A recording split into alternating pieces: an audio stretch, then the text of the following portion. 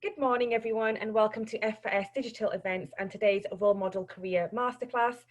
We are joined with Liz today, and Liz will be sharing everything to do with her career.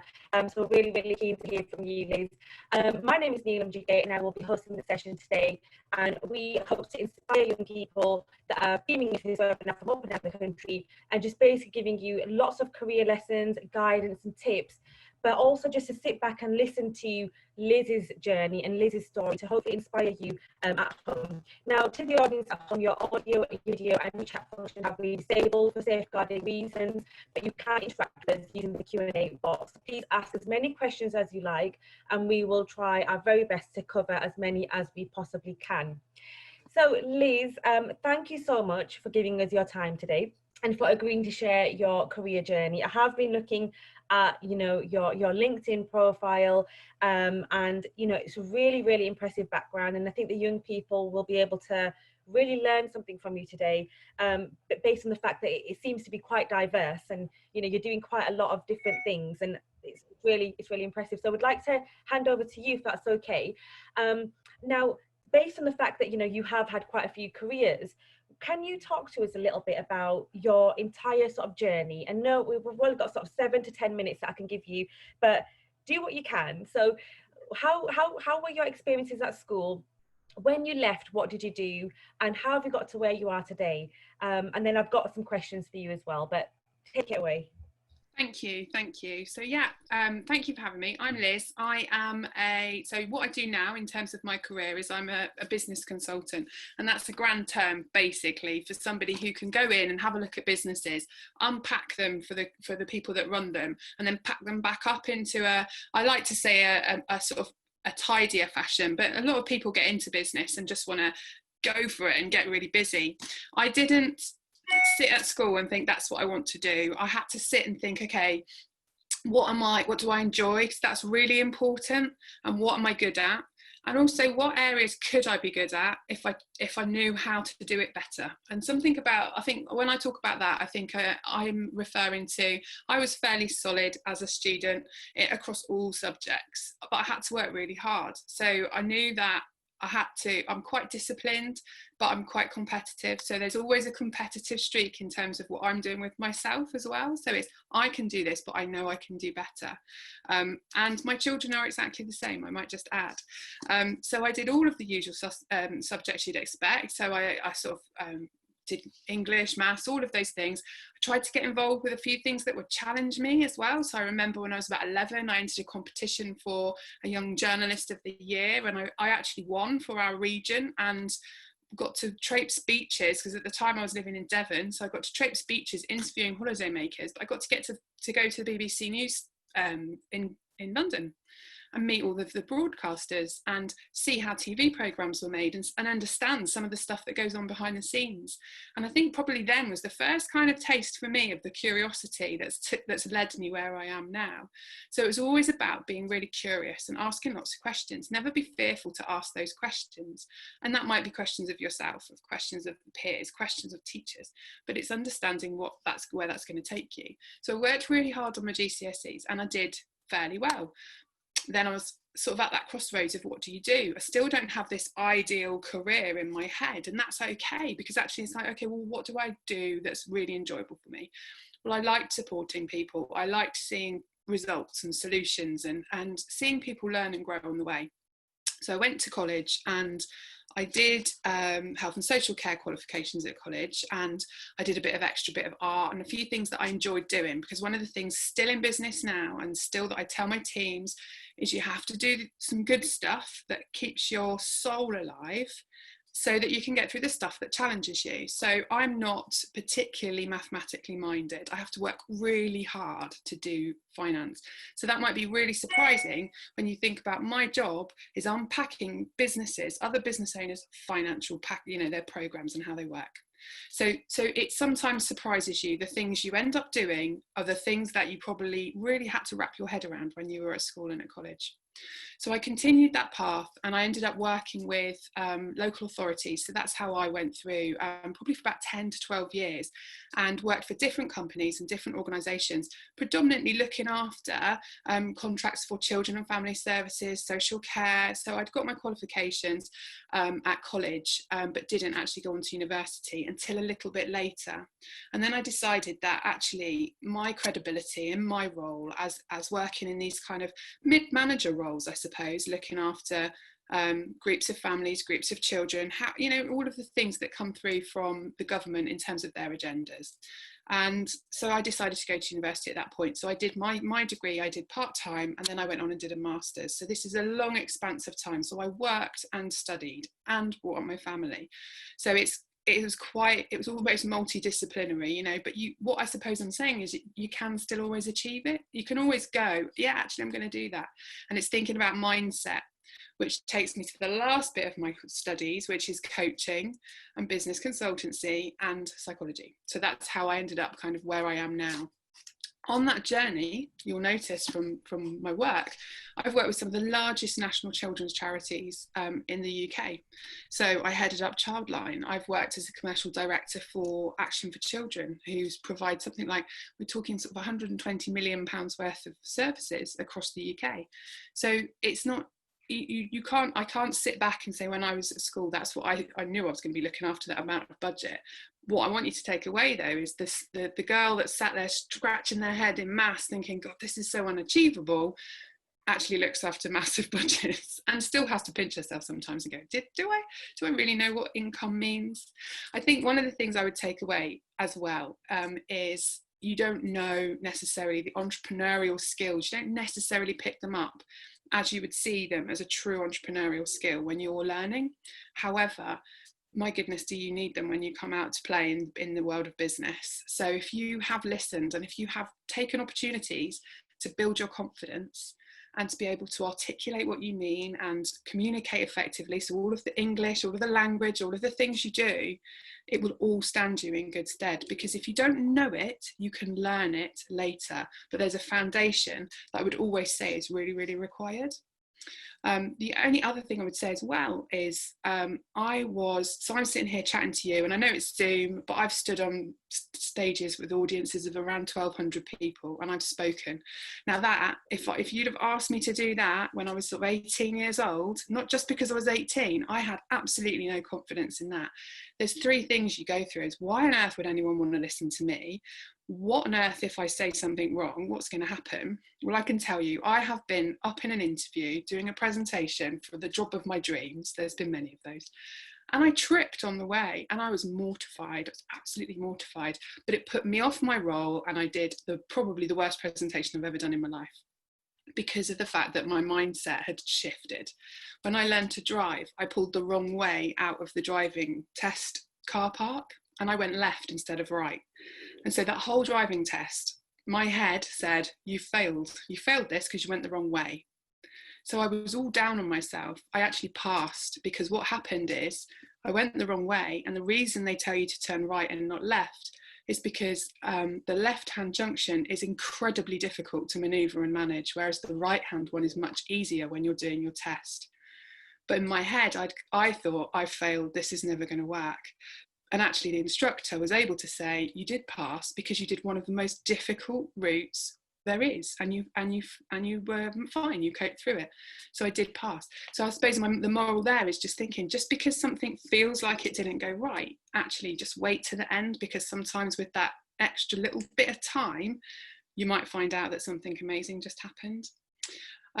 Psychologically, when you want to stand up and speak to somebody, I think it wasn't until I got to college and my tutors there gave me lots of opportunities to stand and talk like this, and I was terrified. And then you get the advice, lift your head up.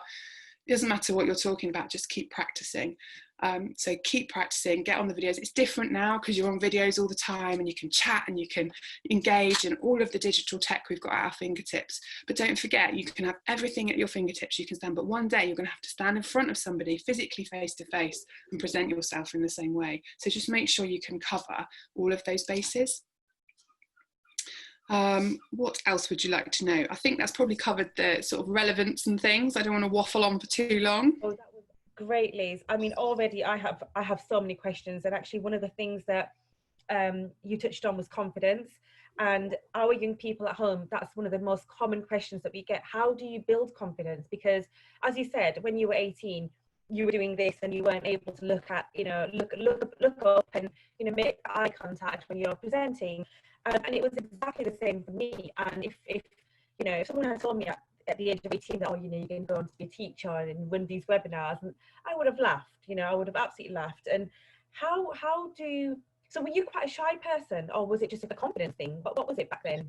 I think I was quite shy anyway. I think I've never been particularly introverted, and I think that's the bit to remember as well, because sometimes you're described, especially as you grow up, you start beginning to have a belief system of, I don't know, we've got in our family, we've got the nutty one, the crazy one, the loud one, the quiet one, but actually all of those things, you do start to believe that. So whilst I wasn't particularly shy, and I was okay in different situations, you're putting yourself out of a natural comfortable position, and that's one of the things that I've learned, is that you can sit in your comfort zone, which is where everything feels comfortable, everything feels safe. And do you know what? It's fine to live in that zone. It's fine to live your life there. But just remember that until you just stretch yourself and just step out, what you've got to do is, what we describe it when I teach it, is you've got to let a little bit of air into that comfort zone and let it expand a little bit. So your comfort zone's kind of, I like to think about it like a little ball in a balloon, and it's bobbling around in there. What you need to do is you need to step into that space that you've just made, because you're only going to make a safe space available for yourself. Don't go so far that you're panicking. Don't get the sweats and the panic and the trip. If you remember the trip at the beginning of the presentation, because that puts you too far out of, that's not stretch zone. That's everything's shutting down and it's not going to work. Yeah. But try and take loads of opportunities to get yourself into that stretch position, to that stretch zone. So even if it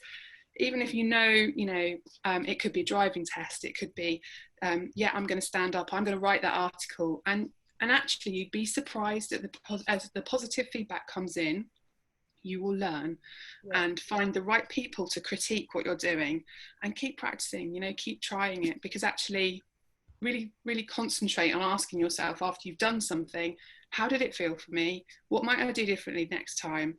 And, celebrate the fact you've just done something like public speaking or a recording or a live video out onto social media. Yeah, and I think you also said just always be curious. And I think that's a big part of it, because without that curiosity sort of element, you're not going to want to discover new things. You're not going to want to try new things. So that's really key. And, again, you have touched on this, but I want you just to go in a little bit deeper about you've obviously embraced challenges. You've put yourself out there. You've really made yourself almost quite vulnerable, doing these, was it the Journalist Award that you achieved? These things that perhaps were quite frightening at the time. And if you've had any failures, I mean, I'm sure you have, and I say failures because I don't actually think that there's any such thing, because you always learn something, hence it's not really a failure. But how have you bounced back? So if a young person watching is scared about, GCSE results, A levels, and what if I don't get, the grades or the outcomes that I had anticipated, how can one bounce back from these failures? So I think you're totally right. Failures is a word, learning is another word, and actually, as long as you're not too hard on yourself and reflect on it, but think about the whole process. Anything I've experienced, like the driving lesson, the driving test, I'd convinced myself I'd failed that test, and actually that was a pass or fail. There's no middle ground. But I just had to wait a little bit longer and then realise there was a bigger context to it. Some of the jobs I've gone for example, so if you go for an interview and you don't get it, you instantly feel like that. Anything like that where you put yourself out there, as you rightly say, makes you vulnerable. You're putting yourself in a vulnerable position, so you need to recognize that it's not run-of-the-mill day-to-day activity. You don't do that every single day.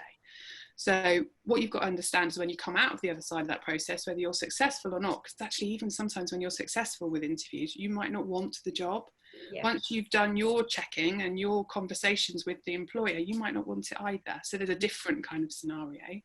But it's about recognising that there might have been things that could improve. Often it's not necessarily, it's normally about the audience aren't ready for you yet. So it's not about you, it's about the fact that people aren't ready for you yet.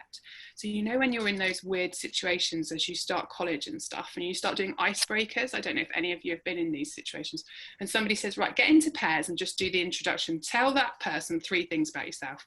And we all go, oh no, because we've got this room full of strangers and we've got to tell them 3 interesting things about ourselves. And then there's that awkward kind of looking around where you're all trying to catch an eye contact, and actually you kind of think that if people are avoiding your eye contact, that's about them and their confidence. So actually, what could you do to help them feel more confident? Could you make the first move? Could you step into that space? Could you be the person that's, again, that curiosity, and say, hi, I'm so and so, this is what I'm doing. And it's about, and actually you do that, you will feel a great sense of confidence as well.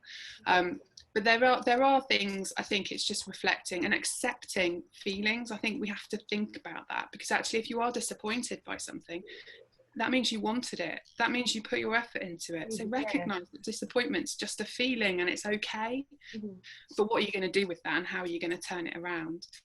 Because if you go into things, I remember somebody very wise, I've met lots of wise people in my life, but somebody very wise said to me about a job interview I think I was going for.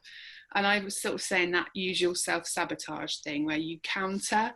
You say, oh, well, I might not be successful, and it doesn't matter if I'm not, I don't really, I'm happy where I am. And they looked at me and said, no, if you will go for it, you will be disappointed if you don't get it, because otherwise, what is the point in going for it? What is the point in putting yourself through it? You think, actually, I've got to accept that sometimes you don't get what you think you want at the time, but there's always the next day, and there's always another reason, normally, in a cycle of that. Just got to be curious and trust in your own abilities, because it will be okay. Yeah, absolutely. I couldn't agree more. And Liz, I just wanted to touch on the subjects that you did at school, because you mentioned health and social care. I was a health and social care teacher for around 6 years, and I absolutely love the subject. Now, would you recommend health and social care to young people, and how has it equipped you for what you do today? Do you use it on a daily basis? Is it relevant to today's jobs and the jobs of tomorrow? What do you think?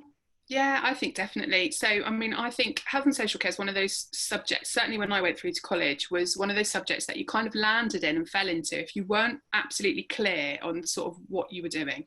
So, I had friends that wanted to be physios, so they went and did sports science. That was obvious. I had friends that wanted to be teachers, so they went and specialised in English or math. That was obvious to them as well, but they had their plan.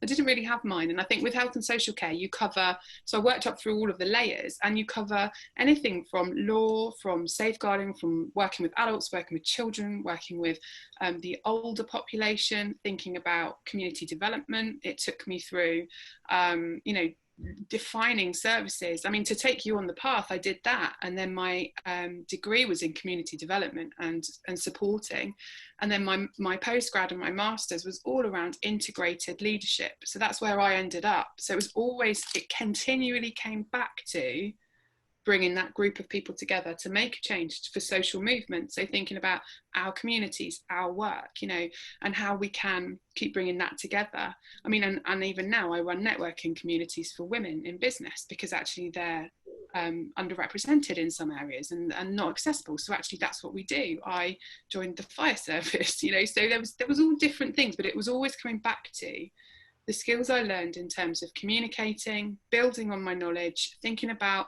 practical kind of problem solving and solution focus, which comes from health and social care. I've got colleagues that have gone into social work, and again, they started exactly where I was, and that we just slightly took different paths. So I went into the leadership roles, and they've gone into the qualification roles in terms of actually being frontline and out there, whereas I was more analytical and thinking, how can I improve this all the time? Which is why predominantly the businesses and charities I work with now as a consultant are still working in the same sector. So I'm still focused on children, families and people generally. But I think it's still very relevant in terms of the skills that you need. Absolutely. Okay. And what does a typical day look like for you? doing the consultancy work, and perhaps what did it look like doing the head of Childline as well, because that's, I know young people out there are going to be curious about that as well. So maybe just a quick rundown of the two. Absolutely. So I tell you, the reason I don't work with Childline or the national as I did in terms of a salaried position is the commute. That's purely it. It was a big old commute, and I did it for 10 plus years into London, into central London. That may change, and you may all benefit from remote working and the way that the world has quickly caught up with lots of us that were already doing that in the last 4 months, of the realization that you don't have to have the physical office. But I would always endorse being with a team and a pack, if you like, as a human, because we need it. You know, we need interaction and be able to bounce ideas off. So don't write it off completely, is all I'm saying. So a typical day for me now, and I will say as if it was as not, you know, because we've come out of lockdown now as well. So I can have days of appointments where I might be looking at, I might move from a financial strategy. So I might do a piece of work with a client on, I don't know, cost analysis or a new product development. I could do a piece of work around supervision and coaching. So I might work with another client who's building self-confidence or confidence, and we'll look at that. And these are either on Zoom or face-to-face. And I might do a day, like I might have a half day booked out to do report writing or looking at particular contracting. So I can get brought in to say, okay, look, they'll say, Liz, this isn't working. We need this to work and we need to make this much profit. Can you take it away and get on with it? And so I might sit and literally go through. So you do a lot of research, a lot of market analysis, a lot of thinking, which is on the computer, a lot of thinking about peers and competition and really future thinking. So a lot of my job, I'm operating in about 2022 at the moment, and I have to bring it back. So I'm stepping a plan back through for those people to be able to take forward. In Childline, that could have been, and any of the charities really, you generally work with quite large teams, and so it's kind of operational. So underneath me, I would have had people looking after tech, looking after digital, looking after. So with Childline, as I'm sure most people are aware, young people can call in or type in. So you've got live text chat. So it was fascinating for me to learn all about these digital specs and technologies that mostly the young people knew about, but I did not know about. Yeah. And you'd have financial people and fundraisers and the media. So it could be a very variable day of either kind of flipping between one meeting or another, where you're meeting volunteers and you're welcoming people, to a board meeting, to trustees, back into, there's an interview with the newspaper. And it's all, you know, very exciting, but it's all incredibly crucial in terms of keeping the operations running of all of these services. The one thing I would say as a consultant, obviously you are in charge of your own diary, which is something that entrepreneurs and self-employed people generally say. So that means we still do work quite long days, but it does mean also, like yesterday at 4:30, I was able to down tools and go to the park with my 10-year-old. So and that's some of the benefits, I think, of thinking about working for yourself. But I would say I am pleased I have an all-round knowledge of all of the subjects as an entrepreneur, because you have to tap into about 50 different roles. So you have to know how to do a lot of things when you work. If that's a path you're thinking of, it's a phenomenal path to go down. But you do have to know a bit of maths, a bit of English, a bit of tech. And then somebody will say to you, how do you do this tax return? And like, well, I don't know. So you need to know how to use Google as well. And on your LinkedIn profile, you've said that you're an accredited coach. And I want to talk about sort of mentoring coaching a little bit as well, because again, young people tend to ask, have you ever had a mentor? Who's your role model? Who do you look up to? So the first question, I suppose, is, growing up, do you have a role model? And would you mind sharing a little bit about that role model and why they were inspiring to you? And what does coaching involve? Are you coaching anyone at the moment? And are there sort of any insider tips that you can share through your coaching and how to raise confidence, or whatever it might be about well-being, anything you like? Yeah, of course. So I think I have lots of role models and idols actually, and they're not like core influencers. There's lots of people that inspire, and that's what I would say is look for people that inspire you, and different people will inspire you at different times, and you will entirely focus on what you need.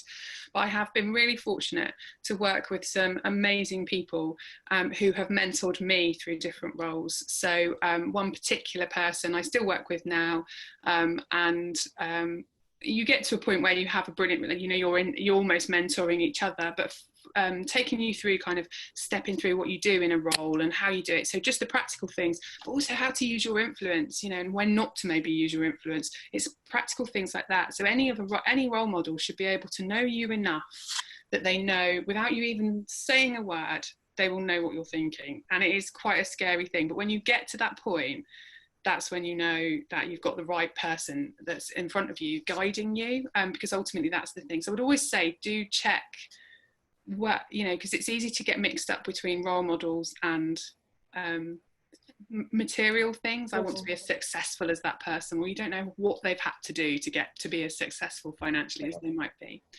And coaching and mentoring. So essentially, I am coaching lots of people. I do free coaching pods. So we do work with a lot of people, and we work on a format of action learning sets, which is essentially using questioning to help a person get to their own solution. So with coaching and mentoring, coaching are different, but coaching you use questions to move somebody forward. Mentoring, you do have to have an air of the knowledge that people are looking for. So as a business mentor, obviously that's what I do. I try and prevent people making the same mistakes I've seen before. I give them advice, and we have blueprints and templates, and that's how we work. But I would say in terms of coaching, and you can coach yourself. So I've done lots of different pieces of work, but one of the ones, the basic model for coaching is GROW. So it's identifying your goal, thinking about the reality, how you're going to get there, and the will. Any obstacles in the way, they're going to be, that's your O. Any obstacles that might get in your way, and you talk those through. You're thinking about the solution all the time.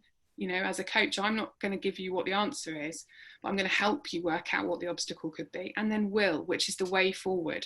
So it could be a lot of the time people, when you think about people trying to get fit and stuff, I'm going to lose weight. And so you say, actually, let's think about it positively. You're going to have a healthier lifestyle, put a positive intention on it.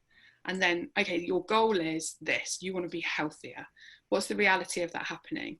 Well, I really like mini rolls and Kit Kats. Well, if you're only going to buy mini rolls and Kit Kats, I'm not sure we're going to get there. So what else could you do? And they're the questions. How else might you approach this? Who can help you? And then the obstacles, again, it's about helping people identify that, they might say, well, I hate running. Okay, let's not say you're going to run a marathon. Let's think about something else. But it's also challenging that. How do you know you hate running? What evidence have you got to suggest that that's a really bad thing for you? So that is the basic model. And do you know what? If you can train yourself to think through that, even when you're sitting there on your own, and I go, oh, I do have faces. Oh, it's a financial analysis. Oh, I'm not very good at finance. I was never very good. So turn that off, because actually you're doing it anyway. So let's just go, no, we're doing it anyway, because we can do it. So sort of challenging those unhelpful thinking patterns perhaps, and flipping it a little bit as well. And you sound like you really care about this. I'm sure you do, because it's what you do day in, day out. How do you keep yourself motivated, and how do you keep yourself passionate about these things? I'm a perpetual student, so I'm always learning. I'm always interested. I do read a lot, and it is something that my poor 3 children get nagged about all the time. And I don't mind what they read, as long as they're just keep opening your mind, because you might not like something, but see it through anyway, because actually it'll teach you what you might not like, and that's important to know too. So I think it's a lot of my work, I see the results in front of me. So actually I can see the turnaround of businesses. When I was at Childline, I could see the difference we were making. Any of the charities, we see the impact of the services. So that is really helpful to keep you motivated. So no matter what you do, there'll be an outcome that you just have to, but you have to really consciously recognize it, that you did that and you had a part to play in that. We're really good at going, oh, it wasn't me, it was my team, or it wasn't really anything I did. Actually own it. It's not arrogance, it's going, yes, even if it's an internal victory, which are much more important than public victories anyway, say, I'm going to bed tonight feeling satisfied. I did my best, I've worked my hardest, and actually look what happened because of how I worked. And you have hugely celebratory days and smaller days, but that's how you stay motivated. Yeah. And I would also say fit and healthy as well. One of the things I did come to a little bit late, but never underestimate how much fun you can have running around, playing, and just generally having a bit of fun, because it does impact positivity in terms of the jobs that you then have to do. Amazing. You know, Liz, you've covered so much in the space of just half an hour. Thank you so much for sharing. We are out of time. I'm gonna have to close the session, but what I will say is some of the main takeaways. I mean, there's so many sort of quotes that you just kind of just fired at us, and everything. They were just amazing. So embrace challenges, keep your soul alive, stretch yourself, and be able to challenge your thinking patterns and styles if they're not particularly helpful. Thank you, Liz. So like I said, this session has been recorded. It will be featured on our platform and our YouTube channel. Feel free to share it with any young person you know, and we're just hoping to inspire as many young people as we possibly can. So thank you to the audience at home for joining us today. Look out for the recordings on the YouTube channel. Also, we are on Twitter, Facebook, LinkedIn, and Instagram, so please come along and follow us. We have 4 events next week. The last one for this academic year, so please do join. If you are interested, visit our website and pick the top banner, and it will allow you to sign up to future events. Thank you again. Hopefully we'll see you again soon, Liz. Thank you very much. Take care then. Bye. Bye.